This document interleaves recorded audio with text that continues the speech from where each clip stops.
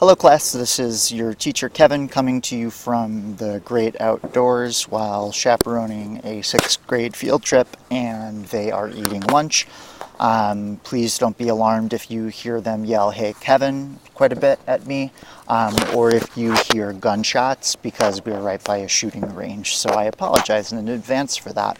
I do want to take this opportunity though to walk you through a little bit of how what we did yesterday in class, as well as tell you a quick little story so that we can go through and model the things that you're going to need for work today. So, do you have a question? Yes. What's up? Cub. I can't, Why? because I'm recording a video for my high schoolers. Good luck. See. So, I'm going to read you this book here called My Two Blankets. I just wanted you to take a look for a moment here. One of the things that you can do is an analysis of the cover as well. That's fair game when you're doing your storybook analysis. So looking at this, you can describe the art style. It's pretty minimal, with the exception of the drawing of these two young ladies, these two girls. That one's holding an umbrella, and you can tell it's raining. There's a bird that's there. You get an idea sort of the style. The girls are wearing different styles of clothes, so you can immediately see sort of a cultural difference in their clothing, as well as the obvious racial difference that one is a white girl and one is a black girl. So we are set up right away that, perhaps this book is going to be dealing with different cultures and how they interact with each other and things like that. Also here, the back of the dust jacket may not make a lot of sense right now, but towards the end of the book, it'll all come together. So little things like that, noticing details that are put in there by the author can really go a long way in stringing together like a thematic link throughout your entire presentation or project for your analysis, because that's what can make something really powerful when you have like a unifying thesis statement surrounding your analysis. Having said that, I'm just going to get right into it. So this book is called My Two Blankets. It's by Irina Cobbold and Freya Blackwood. Auntie used to call me Cartwheel. Then came the war.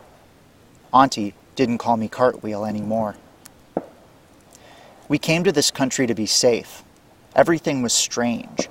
The people were strange, the food was strange, the animals and the plants were strange. Even the world felt strange. Nobody spoke like I did. When I went out, it was like standing under a waterfall of strange sounds. The waterfall was cold and it made me feel alone. I felt like I wasn't me anymore. When I was at home, I wrapped myself in a blanket of my own words and sounds. I called it my old blanket. My old blanket was warm. It was soft. It covered me all over. It made me feel warm and safe. Sometimes I didn't want to go out. I wanted to stay under my old blanket forever. One day, a girl in the park smiled at me.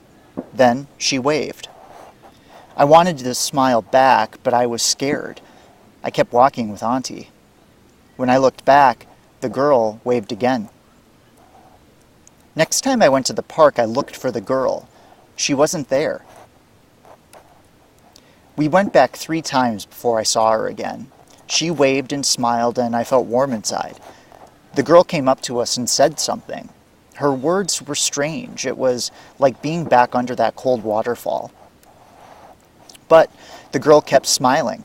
She took me to the swings. I got on and she pushed me higher and higher. I wanted to laugh.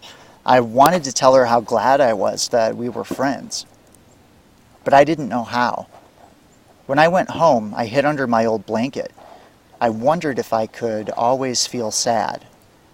I wondered if I would always feel sad. I wondered if I would ever feel like me again. The next time I saw the girl, she brought some words for me. She made me say them over and over. Every time I met the girl, she brought more words. Some of the words were hard. Some of them were easy. Sometimes I sounded funny and we laughed. Sometimes I felt silly and I wanted to cry. At night, when I lay in bed under my old blanket, I whispered the new words again and again. Soon, they didn't sound so old. Soon they didn't sound so cold and sharp anymore. They started to sound warm and soft. I was weaving a new blanket. At first, my new blanket was thin and small, but every day I added new words to it. The blanket grew and grew. I forgot about the cold and lonely waterfall. My new blanket grew just as warm and soft and comfortable as my old blanket. And now, no matter which blanket I use, I will always be me. The end. So, pretty cool book. I found it the other day. I really was drawn to the artwork, and I was drawn to the message of the book. I think it lends itself well to this cultural analysis that we're doing, being pretty obvious, so I get to take it away from you as an option. You cannot do My Two Blankets, and it's a little bit too easy to do anyway, so I don't feel bad about that. But again, so we can look back at that cover and we can see that the back of the dust jacket is her blanket of new words. So all these little items that seem super random in the beginning, now we can see that those are the words that she stitched together. So if we were to think about how we could use this book for our literary analysis, the plot is pretty straightforward to summarize, I think. I'm not going to talk you through how to do that. Thematically, I think that there's a couple of different things that you could talk about. You could talk about friendship, about cultural differences, many, many different things where you could generate an author's position on that topic. As well, there's a lot of little details that you could use for analyzing the images as well. So I wonder if you had noticed any of the little tricks that are in here. I just wanted to draw your attention to a couple things, a couple slides.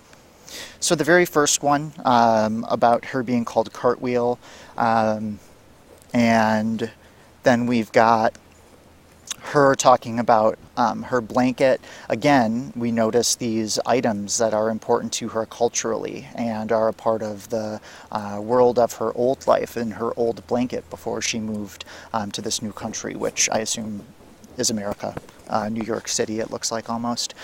So we've got that warm blanket. We see again this warmth here, the red. Here we start to see the other colors sort of seep in to the warmth there. But I do want to draw your attention to the difference here. So we've got this warm, approachable, soft feeling, but then it gets pretty jarring. So the difference between those two illustrations is really, really clear. So there's the obvious difference in the color palette. This uses much more muted tones, grays, and almost pastel sort of city tones. It's also very, very crowded. The use of space in here is really important. Here it's wide open. The village that they live in takes up a tiny amount of space on the landscape, and everything else is wide open. She's got so much room to do her cartwheel, representing that freedom that's there. And here we're just sort of stuck. We don't really have anywhere to move, certainly no place for a cartwheel, and almost every single inch of this illustration is filled with something, whether it's chimneys, smokestacks, and antennas, or garbage on the ground. Everything is full, and we see, again, her outfit and her aunt's outfit are just that warm, bright orange color standing out, pointing out further the differences of these two. I can't really tell too well if there are any other people of color on this train, but it doesn't immediately stand out to me. So further, sort of another little detail that the illustrator wanted to put in there to sort of even maybe subconsciously, not only culturally are they different from what it surrounds them, but racially they stand out that way too, in addition to the more traditional clothing that they're wearing. We see that sort of in all of these. Again, we've got this image here.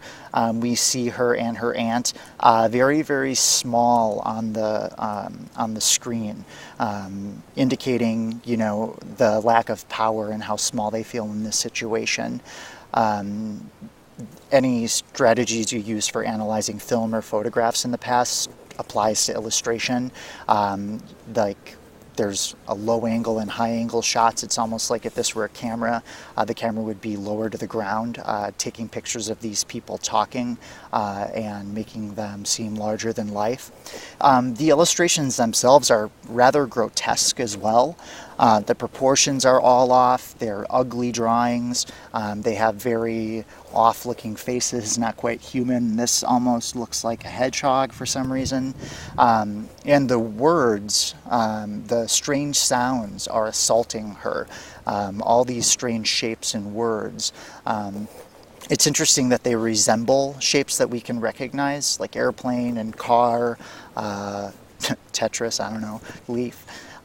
So it sort of even insinuates that perhaps she does know what some of these words mean. She's got a rough idea, but it's not enough to really make her feel like it's not a giant fork that's coming down onto her. So you definitely want to pay attention to the entire illustration. I don't want you to get caught in the trap of, these are kids' books, these are for kids, so they wouldn't do things like this. Every single choice that an author makes is deliberate, and I know I say that a lot, but I really couldn't say it enough. As I verge on the time limit here, because I have a 15-minute maximum with this free version of the app, make sure that if you were doing this, you would talk about setting, particularly the setting of the blanket, because yes, it's a book about blankets, but they function as a setting, as a metaphor for culture, for language, for all of these different things, for home. So that would be important. This just sort of pulls out the colors. We see here again a little analysis here of the images, of the different colors used in the blankets. Let's see. Language. So here we've got this metaphor. The waterfall is an extended metaphor throughout the book. So you definitely want to talk about how what that image evokes for you. You know, a waterfall is very powerful. It's never ending. It sort of resembles the way that these words are attacking her, approaching her, drenching her with this newness of stuff she doesn't know. And in fact, the entire book itself is an extended metaphor. It's not literally about the blankets. It would be a very short story if it were just about a girl who had a blanket, you know, but the way that they do it is very literal, which is cool. I like that. It shows her making this blanket, but she's making it in a way, I don't know how to make blankets, I don't know how to make quilts, I don't know if this is how you would make it, but it still looks kind of fantastical and unrealistic that she's making this blanket in the way that she's sort of sitting on it it's sort of propped up on the wall, so not a lot of attention to realism there, which I think even further gives it this sort of magical feeling to it.